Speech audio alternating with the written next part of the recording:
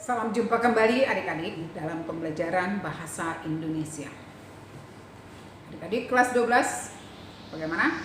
Sudah siap? Ya. Hari ini kita akan membahas materi kelas 12, bab 6 dengan tema menilai karya melalui kritik dan esai.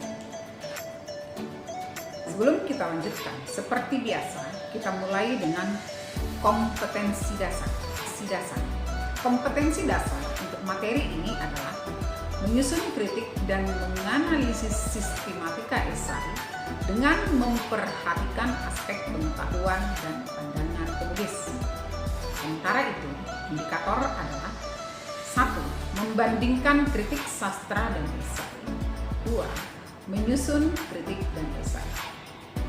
Kritik sastra adalah suatu kegiatan untuk memberi penilaian dan menyampaikan keputusan mengenai bermutu atau tidaknya suatu karya sastra yang sedang dikritisi.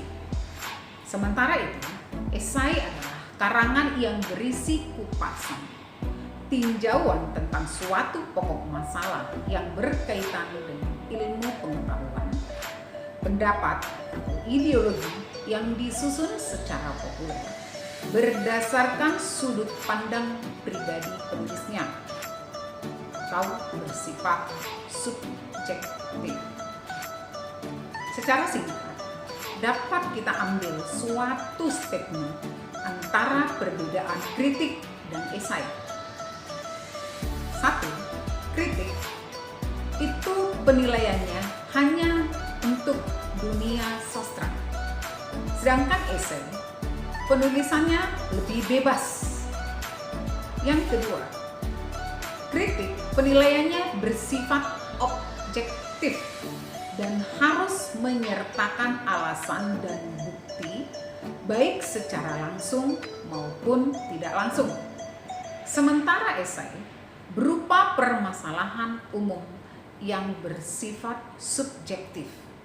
Jadi, secara ringkas dapat kita katakan kritik bersifat objektif, sementara esai bersifat subjektif.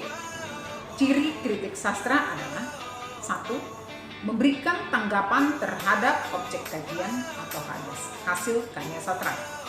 Yang kedua, memberikan pertimbangan baik dan buruk sebuah karya sastra. 3. Bersifat objektif. 4. Memberikan solusi atau kritik konstruktif. Yang kelima, tidak menduga-duga. Yang keenam, memaparkan penilaian pribadi tanpa memuat ide-ide. Ciri esai adalah 1. Berbentuk prosa, bentuk komunikasi biasa, menghindarkan penggunaan bahasa dan ungkapan yang bersifat figur. 2. Singkat, dapat dibaca dengan santai dalam waktu kurang lebih 2 jam. 3. Memiliki gaya pembeda.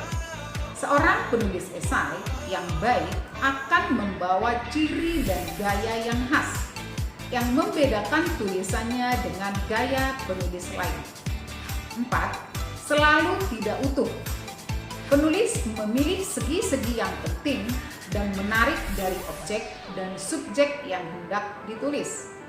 5. Memenuhi keutuhan penulisan, kesatuan, dan syarat-syarat penulisan, pendahuluan, pengembangan, sampai ke pengakhiran.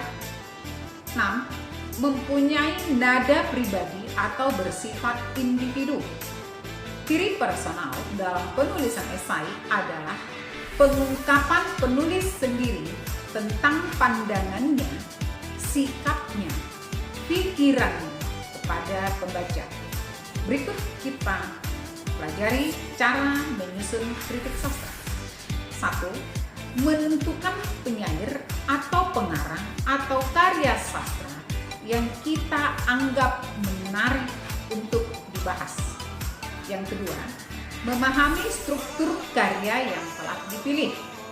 Misalnya, unsur intrinsik apa yang dominan dan unsur ekstrinsik apa yang terdapat pada sastra yang kita kritik. Kemudian, untuk puisi misalnya, bisa kita melihat diksi, pencitraan, kata konkret, majas, bunyi, tema, nada, dan amanat dalam puisi tersebut. Yang ketiga, lakukan penilaian secara objektif dengan menampilkan dua penilaian, yaitu kelebihan dan kekurangannya. Agar lebih detail, gunakanlah metode penelitian yang paling adik-adik kuasai. 4. Mulailah menulis kritik dan tetapkanlah teorinya. Yang kelima, setelah menetapkan tujuan dan motivasi, segeralah menulis. Karena dengan terus berusaha menulis, ide-ide akan muncul, mengalir sedikit demi sedikit. Adapun langkah-langkah menyusun esai adalah sebagai berikut. 1. Menentukan tema atau pembahasan. Yang kedua, membuat outline atau garis besar ide-ide yang akan kita bahas. 3. Menuliskan pendapat kita sebagai penulisnya dengan kalimat yang singkat dan jelas. 4. Menulis tubuh esai memulai dengan memilah nilai-nilai penting yang akan dibahas. Membuat beberapa subtema pembahasan. Yang kelima, membuat paragraf pendahuluan yang merupakan alasan atau latar belakang alasan kita menulis esai tersebut. Yang keenam, menuliskan kesimpulan. Hal ini berfungsi untuk membentuk opini pembaca. Kesimpulan dapat berupa pendapat dari gagasan penyusun sebagai penulisnya. Sedangkan cara mengembangkan karangan esai adalah 1. Mulailah dengan sebuah definisi jika memungkinkan. Yang kedua, kembangkan karangan dengan deskripsi situasi. Yang ketiga, masukkan pandangan seorang ahli. Yang keempat, buatlah kalimat-kalimat tunggal dan kalimat majemuk setara atau kalimat bertingkat dengan struktur yang sederhana saja. 5. Untuk menguraikan paragraf, gunakan paragraf yang bersifat deduktif. 6. Esai biasanya bersifat karangan argumentasi. Adik-adik, berikut kakak akan membacakan sebuah contoh. Adik-adik yang akan menilai apakah contoh ini dapat disebut sebagai contoh esai. Saya beri judul, saya memilih SMK TI. Apa alasan Anda memilih SMK TI? Saya memilih SMK TI karena saya ingin memiliki kemampuan atau skill yang mumpuni, khususnya di bidang teknologi. Menyiasati perkembangan teknologi di masa sekarang ini, skill di bidang teknologi tentu pasti saya butuhkan sebagai modal dasar untuk dapat bekerja di sektor yang saya minati.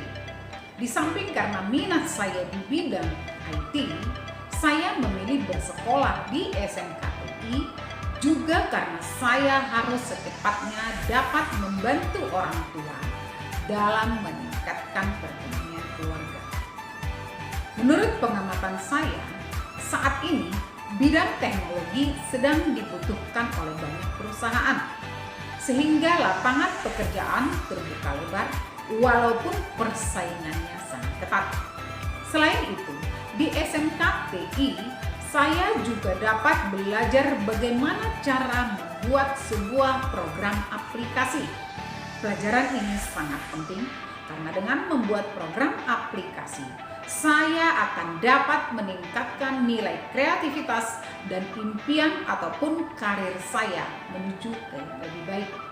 Secara tidak langsung, dalam pembelajaran yang ada di SMK TI itu sendiri mengajarkan aspek yang dapat menunjang pelajar dalam dunia pekerjaan agar nantinya tidak terkejut menghadapi siklus dunia kerja ataupun dapat mendirikan usaha sendiri dengan kemampuan yang dimiliki. Maka dari itu, saya memilih SMK PI. Adik-adik, demikianlah materi kita pada hari ini yang kakak akhiri tadi dengan contoh esai. Bagaimana adik-adik?